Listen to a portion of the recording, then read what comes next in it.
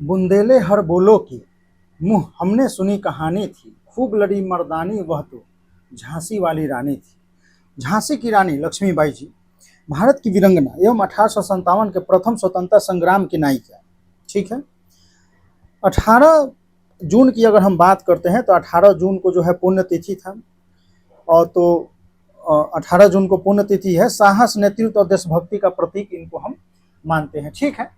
तो 1858 में ग्वालियर के पास ब्रिटिश सैनिक से लड़ते हुए ये शहीद हो गई थी।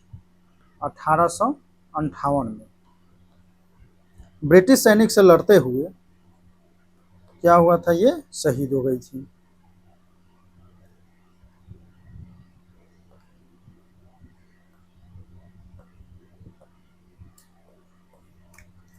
चलिए, तो इनके बारे में हम लोग डिटेल में देखेंगे। अभी इतिहास जो भी है तो इनके बारे में हम देखते हैं। तो परिचय तो अगर हम बात करते हैं तो देखिए, प्रारंभिक जीवन और विवाह की, तो रानी लक्ष्मीबाई रियासत में रानी और 1857 भारतीय विद्रोह की एक प्रतिष्ठित नेता थी। देखा जाए तो 19 नवंबर 1828 को जन्म हुआ है मणिकर्णिका मनु।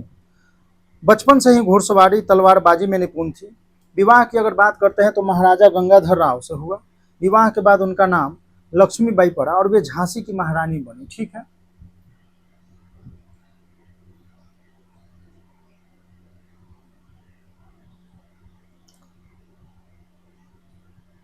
ओके, यहाँ तो फोटो आया ही नहीं। देखिए, उन्हें अगर देखा जाए तो भारत की सबसे महान नायिका, महान नेताओं में अग्रणी के रूप में माना जाता है। और उनकी अगर ऐतिहासिक विरासत की अगर हम बात करते हैं तो अक्सर छत्रपति शिवाजी, महाराणा प्रताप, ठीक है, जैसी हस्तियों के साथ साहस और प्रतिरोध के प्रतीक के रूप में याद किया जाता है। तो छत्रपति शिवाजी हो गए, महाराणा प्रताप हो गए। तो ये लोगों जो हस्तियां हैं, प्रसिद्ध हस्ती हैं, तो इनके साहस और प्रतिरोध इसके प्रतीक के रूप में याद किया जाता है। ठीक है। तो ये हमें ध्यान रखना है। चलिए,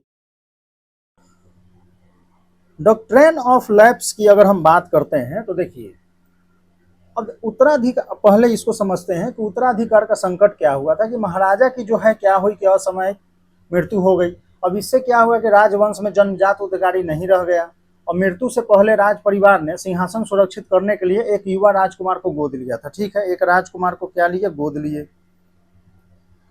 तो गोद लिए थे युवा।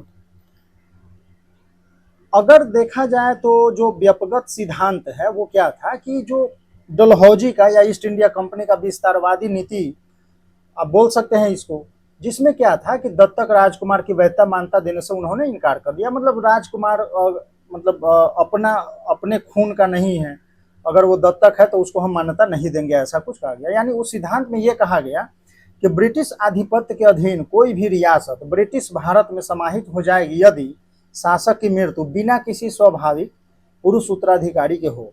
ब्रिटिश सरकार ने झांसी को अपने राज्य में मिला लिया। ठीक है। तो लड़ा और फिर 18 जून 1858 को उनकी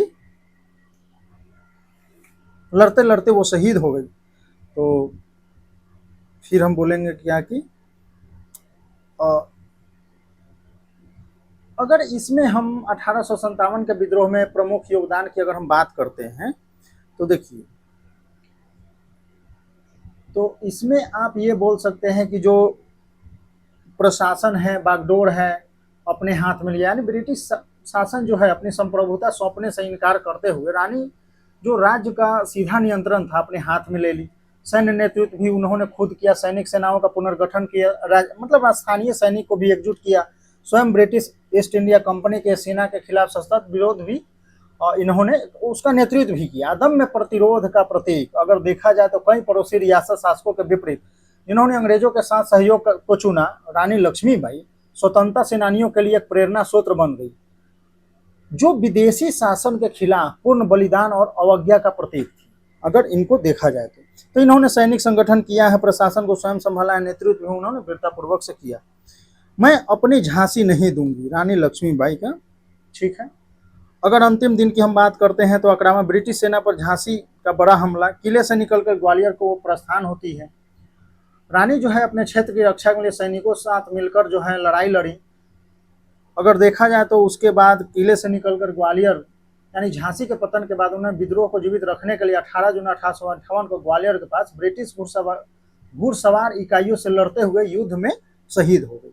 तो ग्वालियर में जो है युद्ध को जीवित रखा और ये जो है 18 जून 1858 को वीर गति को प्राप्त हुई। इतिहासकारों का कहना है कि उनकी मृत्यु का एक हार ही नहीं बल्कि एक क्षति की प्रतीक के रूप में हुई, जिससे भारतीय इतिहास में एक महान शहीद के रूप में उनका स्थान सुरक्षित हो गया।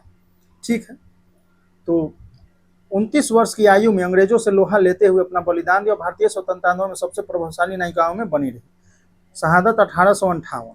विरासत की अगर हम बात करते हैं इनकी, तो मौखिक परंपराएं हैं, प्रारंभिक साहित्य हैं, जिसमें औपनिवेशिक सेंसरशिप के बीच उनकी विरासत जो है लोक परंपराओं के माध्यम से जीवित रही, जिसमें रविन्द्रनाथ टैगोर की रचना है झांसी की रानी। ठीक है, 1877 में। चौहान की प्रतिष्ठित कविता है सुभद्रा कुमारी चौहान 1930 की कविता झांसी की रानी, खूब लड़ी मर्दानी, वो तो झांसी वाली रानी थी। पंक्तियों के माध्यम से उनकी बहादुरी को अमर बना दिया। अधीनस्थ और आधुनिक पुनर्कथन की अगर हम बात करते हैं तो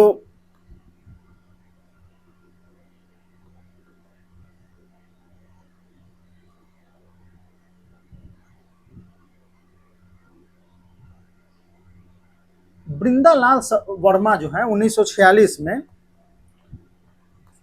और आदर्श राष्ट्रवादी नायिका के रूप में चित्रित किया, जबकि महाश्वेता देवी 1956 में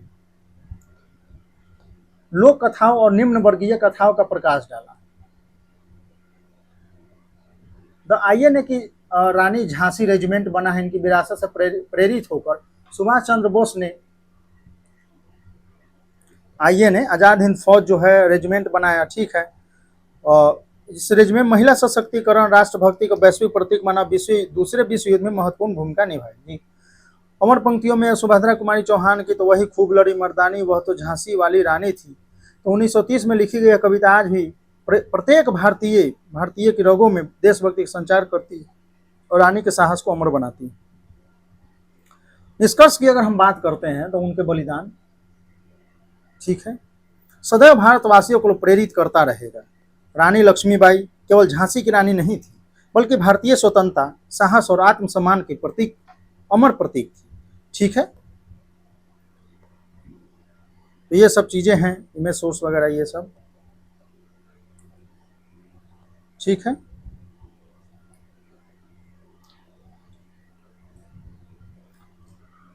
तो चलिए हम लोग फिर मिलते